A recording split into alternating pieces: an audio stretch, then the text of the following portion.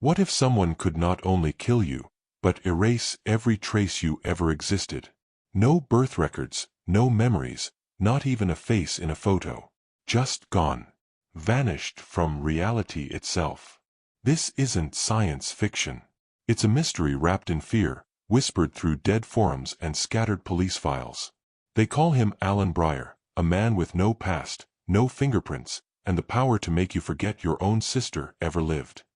Welcome to Unsolved Archives, where we delve into the hidden, the mysterious, and the unanswered. Share your thoughts in the comments. Your insight could be the key to unlocking the truth. The silent death of Willow Creek. The town of Willow Creek hadn't changed in 50 years. With its single-lane bridge, fog-covered hills, and a diner that still served milkshakes in glass jars, it was the kind of place where people locked their doors more out of habit than necessity. So when Erin Blanchard, the town's beloved high school English teacher, was found hanging from a tree in her backyard in 2002, the town collectively exhaled in disbelief. The coroner ruled it a suicide. No signs of a break-in, no defensive wounds, and a clean toxicology report. Case closed. But anyone who knew Erin doubted the verdict. She was vibrant, full of ideas, and had just been nominated for State Teacher of the Year. She'd recently started a creative writing club and was mentoring 3 struggling students.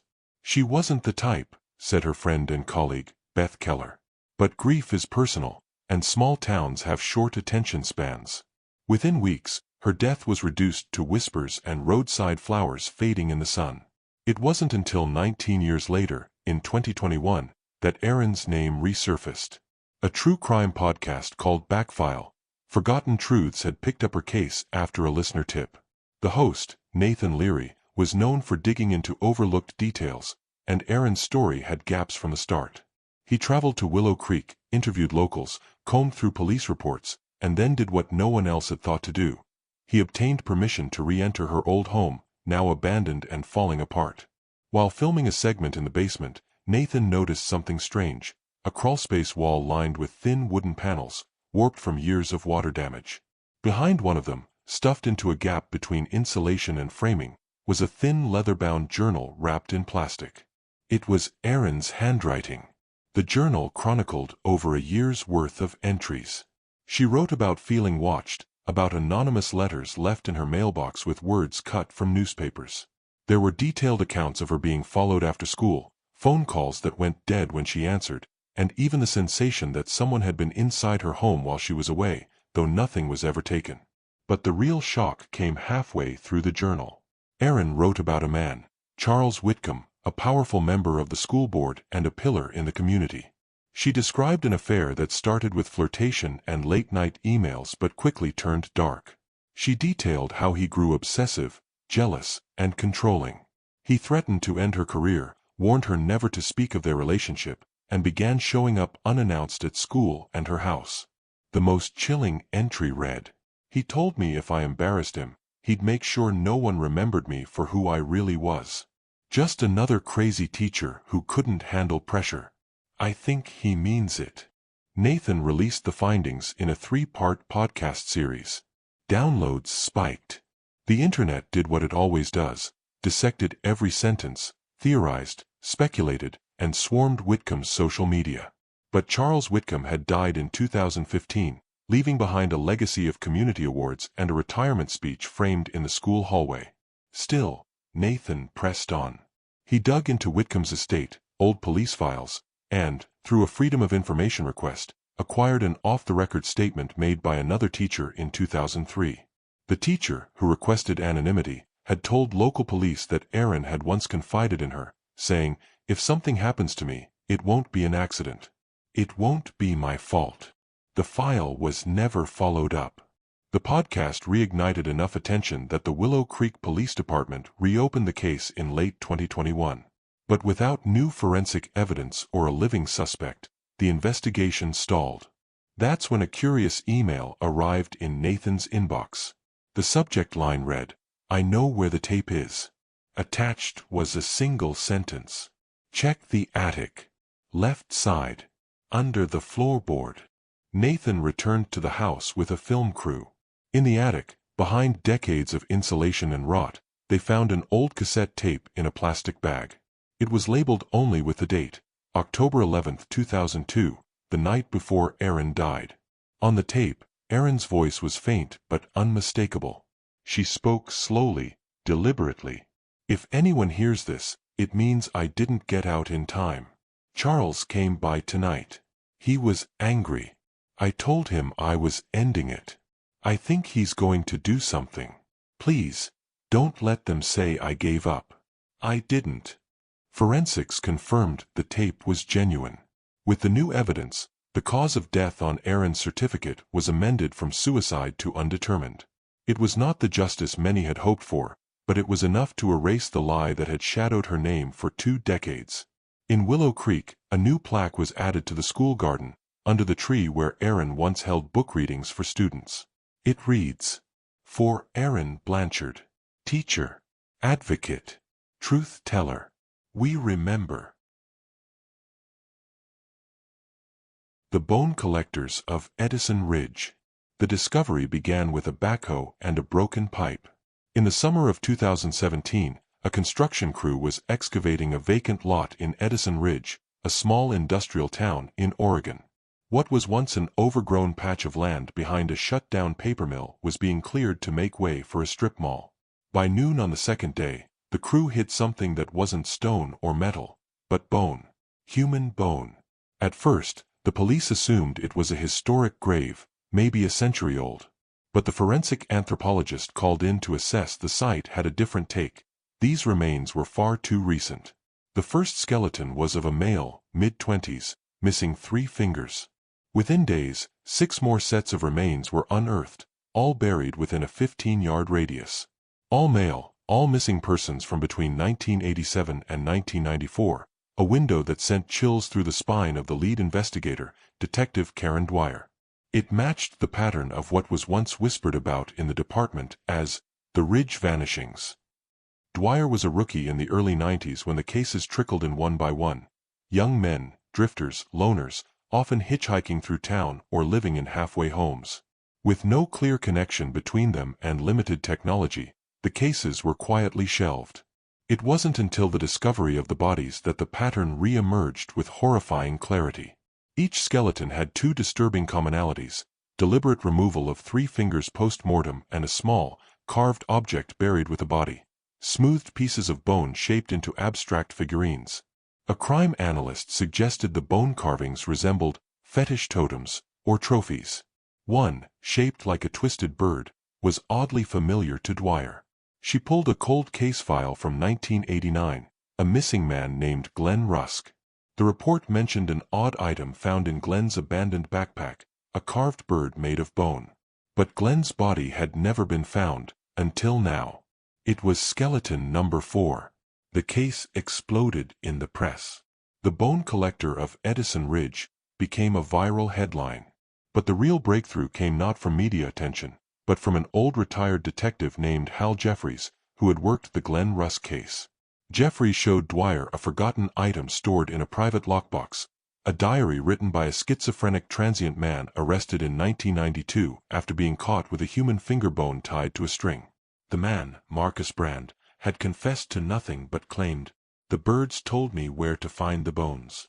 He was institutionalized, dismissed as delusional, and died of pneumonia in 2006. But Jeffries had always wondered if Brand knew more than he let on. Inside Brand's diary were crude sketches of bird figurines, of a shack in the woods, and of a tall man with a limp, labeled only as the Bone Master. Dwyer ordered a sweep of the nearby forest using cadaver dogs and drones. After 2 days of searching, they found a half-collapsed hunting cabin hidden under thickets of fir trees and moss. Inside, it smelled of rot and mildew.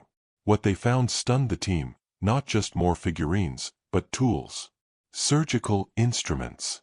Preserved jars with labels written in code.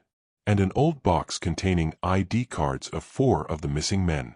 But the most chilling item was a wall lined floor to ceiling with bone carvings, neatly arranged by size and shape. A grotesque form of cataloging. DNA pulled from the preserved samples didn't match Marcus Brand.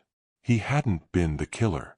But something even darker was unearthed in the cabin's pantry, a trapdoor leading to a root cellar, where skeletal remains of 2 more victims were discovered, including one dating back to 1983, pushing the timeline even further. Then came a twist.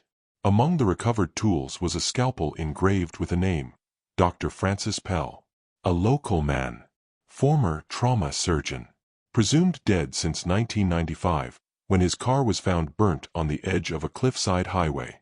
Body never recovered. Digging into Pell's history revealed a troubled past. After being accused of unnecessary amputations in conflict zones and dishonorably discharged from a medical relief program, Pell returned to Edison Ridge and disappeared from public record. No taxes. No employment. No movement. Nothing. Investigators now believed Pell faked his death and lived off-grid in the forest for years, abducting vulnerable men and experimenting on them, amputating fingers, keeping trophies, and studying decomposition. Then came the bombshell. A construction worker came forward after watching the news, saying he'd encountered an old limping man during the site prep weeks before. The man claimed to be a surveyor, asked odd questions about how deep they planned to dig, and warned about disturbing sacred ground. He was dismissed as a local eccentric. Dwyer knew immediately Pell was still alive. The manhunt began. Forest rangers, state police, and FBI agents scoured the woods for weeks, but no trace of Pell was found. Until they discovered something freshly abandoned, a campsite deep in the forest with recent food remains, a tarp shelter, and a locked metal case buried beneath a log. Inside the case, a journal. Its pages were precise, neat, and chillingly academic. It detailed each victim, chosen for their isolation, their silence, their yield. Pell described himself as a preserver of forgotten tissue, and the carvings as his library of humanity. The last entry read, "They've finally unearthed my work. I had hoped to be gone by then. But perhaps it is fitting that I fade just as the bones rise to speak. They never believed me when I said the soul lingers in calcium." Despite all efforts, Francis Pell was never found. Some believe he died in the woods. Others believe he walked into the sea. The town of Edison Ridge remains haunted, not just by the bones buried beneath its soil, but by the fact that evil lived among them, unnoticed, uninterrupted, and methodical. The last broadcast of Jenny Vale. The video clip is only 18 seconds long. It begins with a standard nightly news segment from WZOR Channel 7 in Lansing, Michigan. Anchor Jenny Vale sits behind the desk, composed, poised, delivering the final story of the night, a piece about a local art exhibit featuring surrealist sculptures. The newsroom lights are warm, her voice calm. But as she signs off, her expression shifts. Subtly at first, her smile falters, her hands clasp tighter. Then she utters a sentence that was not on the teleprompter, not in the script. "We're not safe anymore. Not here." The camera lingers on her for a second too long. Then the feed cuts. That was the last time anyone saw Jenny Vale.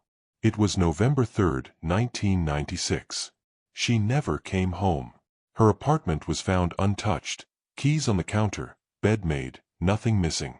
Her car was still parked in her designated spot behind the station.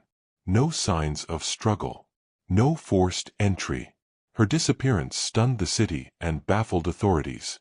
Police conducted dozens of interviews, but none led anywhere.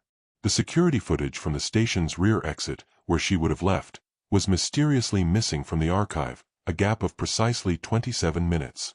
Her co-anchor at the time, Don Kessler, said in a later interview, she was distracted that night. Like she knew something. Like she'd seen something she couldn't talk about. But I thought it was just stress. The case went cold. A decade passed.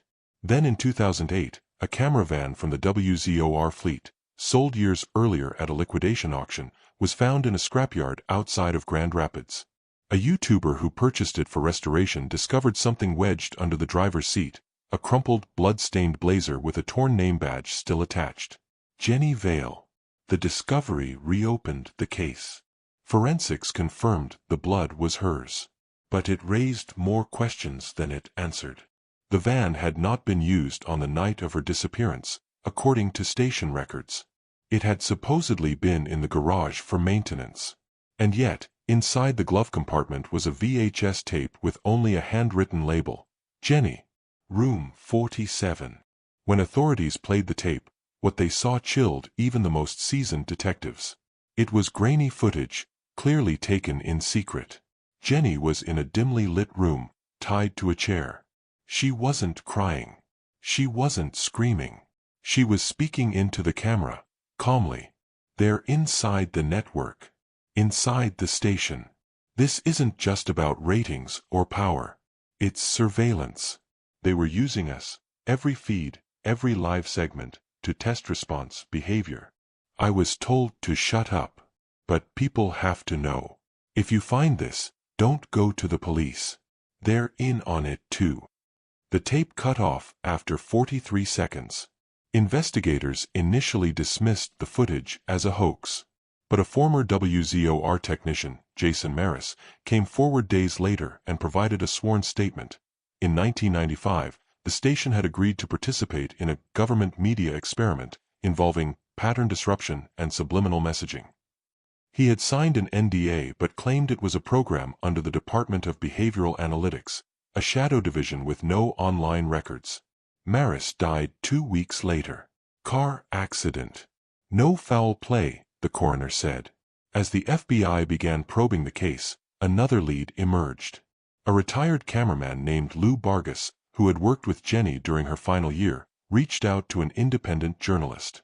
He confessed that Jenny had approached him weeks before her disappearance, asking if he had ever noticed the black box under the news desk. The box, she said, emitted a signal, a low-frequency pulse, only while they were live on air. Lou said he checked the box. It was real, and wired into a console he didn't recognize, labeled PRJ Echo. Before he could report it, the box vanished. Lou claimed the night Jenny disappeared, she'd told him, "If I say anything strange on air tonight, don't interrupt me." When authorities attempted to find room 47, as mentioned on the tape, they discovered the old station blueprints had no such room. The highest numbered room was 46. But during a reinspection of the WZOR building's subbasement, they found a sealed metal door behind a false panel. No handle. Just a keypad and a broken intercom. After cutting it open, they found what could only be described as a surveillance lab. Multiple outdated monitors, reels of footage labeled by date and anchor name, and thousands of videocassettes, some featuring Jenny, others showing live broadcast segments with highlighted anomalies, including strange background distortions and signals embedded in audio. One tape showed Jenny walking into the room, alone. She speaks to someone out of frame. "I know what you are. I know what you're doing. If I disappear, people will ask questions. I've already told someone." The screen flickered. Then static. The room was registered under a defunct corporate entity called Eidolon Research, linked to a dozen shell companies and 2 decommissioned military contractors. Every attempt to track down its origin hit a dead end. Today, Jenny Vale's case remains officially unsolved. No body was ever found. No suspect was ever named. But her last broadcast, now archived and studied by media theorists and conspiracy circles alike, remains one of the most bizarre unsolved media events in modern American history. Her final words, replayed and analyzed frame by frame, carry the same chilling resonance they did in 1996. "We're not safe anymore. Not here." The Red Cellar Pact. In the fall of 1982, the quiet farming town of Calder's Hollow, Nebraska, was shaken by a series of gruesome discoveries beneath its oldest property, the former Marshall Estate, a weathered mansion built in the 1880s and long rumored to be haunted. When a bank seized the property after years of legal limbo, it was sold at auction to a restoration group planning to turn it into a historical museum. What they unearthed beneath the home instead became one of the most horrifying, and most quickly buried, true crime stories never publicly reported. It began with a staircase. Hidden behind a rotted bookshelf in the estate's west study, construction workers found a narrow wooden stairwell descending into a deep earthen cellar. At the bottom was a sealed red door made of iron and reinforced with a triple bolt. Once opened, the team descended into what appeared to be a wine cellar, but the walls were painted with faded symbols and the air was unnaturally cold. In the center of the room was a wooden table, upon which rested 4 items: a dried black feather, an hourglass filled with ash, a broken child's music box, and a human molar. Then they noticed the carvings. Covering every inch of the brick walls were hundreds of names, carved crudely, but clearly. First names, last names, dates of birth and death. Some went back over a century. Some were local names. One of the workers recognized the name of his great-uncle, thought to have drowned in a river accident in 1959. Police were called in. Then, strangely, federal agents arrived within a day. The entire property was sealed off. Media were told it was a chemical hazard from old agricultural storage. But leaks and whispers soon made their way to a former Calder's Hollow detective, Miles Dorr, who had retired after 2 decades on the force. Dorr had long believed that the town's history of accidental deaths, from barn fires to disappearances, was more than bad luck. When he heard about the Red Cellar, he began digging into the family who had built the estate, the Marshalls. Specifically, Elias Marshall, a Civil War veteran turned land baron who built his fortune through railroad expansions and grain exports. But in private journals uncovered by a local archivist, Elias wrote of a group he called the Benefactors, a secretive fraternity of 6 men, including himself, who met below the earth in blood and bond, sealing their fates with sacred ash and time. What disturbed Dorr most wasn't the occult language, but the list of beneficiaries mentioned in the journal. Families whose wealth and influence exploded overnight after 1885, all traced to families still holding major land, cattle, or business in Calder's Hollow. More alarming was a single paragraph, describing the trial. Each 13 years, a selection is made. One must vanish, so 6 may thrive. The chosen name is carved before dusk. The ashes turned before dawn. Dorr realized that every 13 years, the town had a bad spell, a stretch of freak deaths or a missing person. 1959, 1972, 1985, 1998, 2011, and 2024 was approaching. Fearing what might be planned, Dorr took what he had to the county sheriff. He was ignored. He went to a state investigator. Within weeks, he found his tires slashed, his email hacked, and a note left on his kitchen table: "Leave it buried." But Dorr wasn't the only one watching. A local podcaster named Kelly Birch, whose show Midwest Secrets had a modest but loyal following, began independently researching the Marshall property. When she interviewed an elderly woman who had lived next to the estate in the 1950s, the woman revealed that she'd once seen a boy running from the house in the middle of the night, barefoot, bleeding, and never seen again. Her parents told her to forget it. "That house eats people," she said. Kelly published her findings in a 4-part series titled The Red Cellar Pact. It went viral. The backlash was immediate. A firebomb was thrown into her car. She received death threats. But downloads soared, and pressure mounted for law enforcement to respond. That's when the cellar disappeared. Literally. When journalists and state investigators returned to the Marshall estate with a warrant, the cellar was gone. The bookshelf was still there, but behind it, solid foundation. No staircase. No iron door. No strange room. Nothing. People called it a hoax. An elaborate viral stunt. The recordings were questioned. Kelly's photos dismissed as edited. But then came the letter. Dorr, now living in an undisclosed location, sent an anonymous packet to a reporter at the Lincoln Herald. Inside was a single photograph of the Red Cellar, clearly dated from 1982, and a page from Elias Marshall's journal. At the bottom, a handwritten note. "There are 6 families who will do anything to protect their blood pact. One name, every 13 years. I found the next one. It's already chosen." But the name had been blacked out. In March 2024, a teenage boy named Caleb Mercer, son of a local county commissioner, vanished while riding his bike. His body was never found. The bike was discovered in a dried irrigation ditch, 20 miles from where he'd last been seen. No witnesses. No prints. No suspects. The Mercer family refused all interviews. The commissioner quietly resigned in April. The town held a candlelight vigil. No further investigation followed. Some say the Red Cellar never existed. Others believe it's still there, hidden behind new walls, waiting to reopen when the pact demands another name. The man who erased people.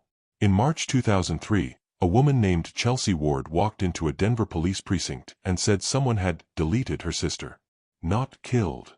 Not abducted. Deleted. At first, the desk officer thought she was delusional.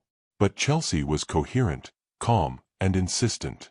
Her sister, Lila, had lived with her for the past 6 months.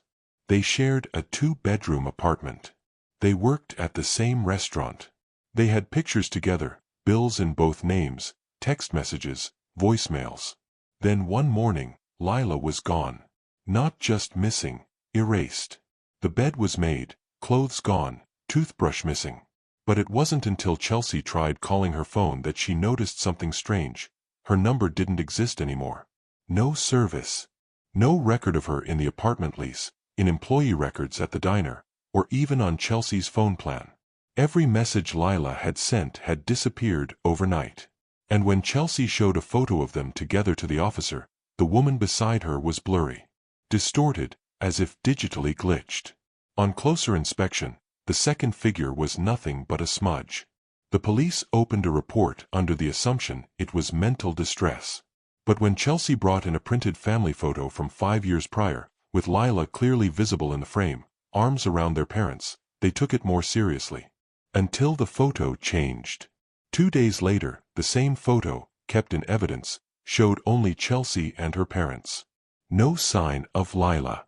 No gap where Lila had been, no damage.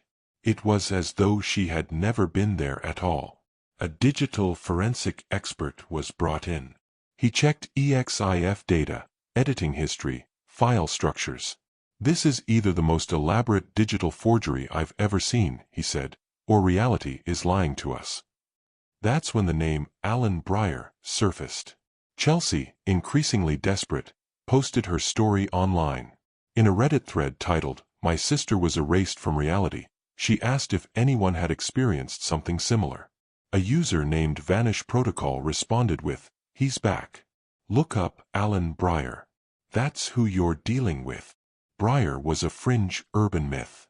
A supposed government asset or rogue hacker or disavowed intelligence operative, depending on which thread you believed, who had the ability to not just kill people, but erase them from public record, memories, and even physical media.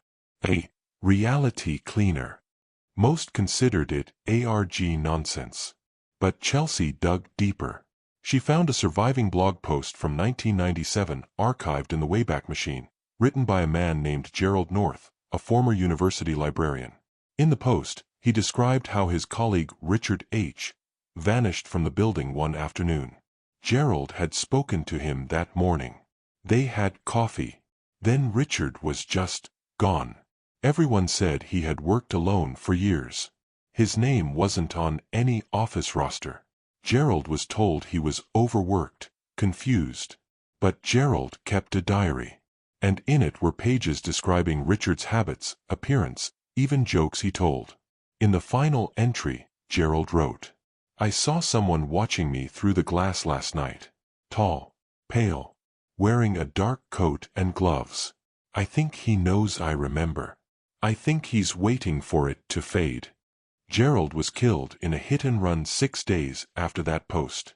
Chelsea traced Breyer's name to an address in northern Utah, an abandoned government facility from the 1960s. A Cold War-era psychological warfare site, supposedly decommissioned in 1983. She drove there. The gates were rusted shut, the place collapsing. But inside the main building, in what remained of the records room, she found file cabinets labeled Cognitive Interference Division. One file remained. Inside it, a name, Alan Breyer, and a short case note. Subject demonstrates latent Class V erasure ability. Capable of localized reality suppression. Requires direct contact. Prolonged exposure increases destabilization of proximate memory structures. Recommend termination. On the back was a grainy black and white photo, a man with no visible eyes. Just shadows where they should have been. Chelsea didn't leave Utah. She vanished that night. Her last message, sent to a friend, read only. He was here. I saw him watching me. If I disappear, please don't forget me. Please write me down. Make me real. The phone was recovered 2 weeks later, found buried in the sand at a rest stop 100 miles away. All messages were wiped. Photos gone. But the phone's voice recorder had one final clip. A whisper. I'm not deleting you. You're deleting yourself. After that, the case closed with no further leads. Over the next year, users from the Reddit thread who had commented on Chelsea's post deleted their accounts. 2 others were reported missing. The thread itself, and every archived version of it, was eventually scrubbed from search engines. Some say Alan Breyer is real. Others believe he's a meme that grew too powerful, a modern tulpa that feeds on our belief. But those who know the name and speak it too loudly tend to fade, like they were never here. Every case adds a new layer of mystery, leaving more questions than answers. Which one lingers in your mind, and what's your take on what really happened?